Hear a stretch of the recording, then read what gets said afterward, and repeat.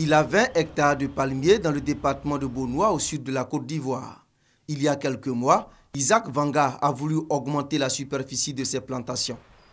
Ce petit planteur a vite changé d'avis, confronté au problème de la filière. Le petit planteur qui veut créer un hectare de plantation, il a besoin autour de 140 000 francs. Ce n'est pas bon du tout. Une tonne d'engrais, c'est autour de 200 et quelques mille, le planteur ne peut pas acheter, ce qui fait que nos rendements en plantation sont très faibles. Nous produisons 7 tonnes à l'hectare, alors que les agro-industriels qui ont plus d'argent, eux, ils tournent autour de 20 tonnes à l'hectare. Les prix sont très faibles, ça fait 47 francs le kilogramme de régime.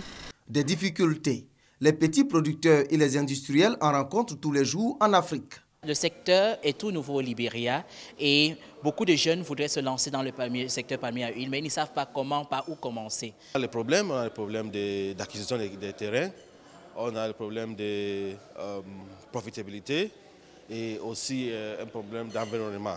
Une conférence est organisée à Abidjan à l'initiative de l'Association interprofessionnelle de la filière palmier à huile de Côte d'Ivoire et une agence internationale pour apporter des solutions aux préoccupations des acteurs.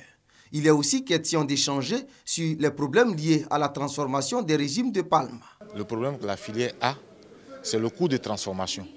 Et donc cette conférence avec les Asiatiques va nous permettre d'échanger pour voir qu'est-ce qu'il faut faire pour réduire ces coûts de transformation.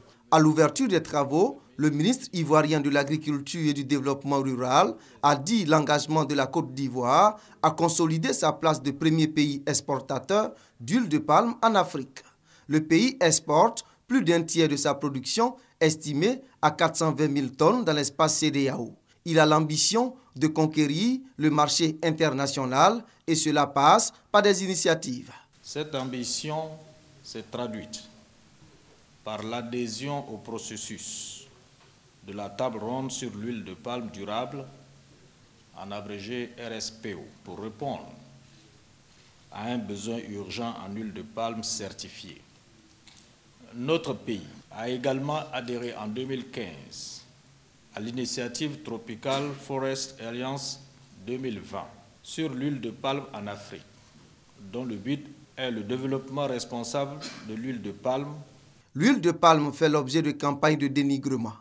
Des opérateurs estiment que sa qualité ne répond pas aux standards internationaux. Les participants à la conférence d'Abidjan vont réfléchir à la mise en place de stratégies pouvant mieux vendre cette huile à l'étranger.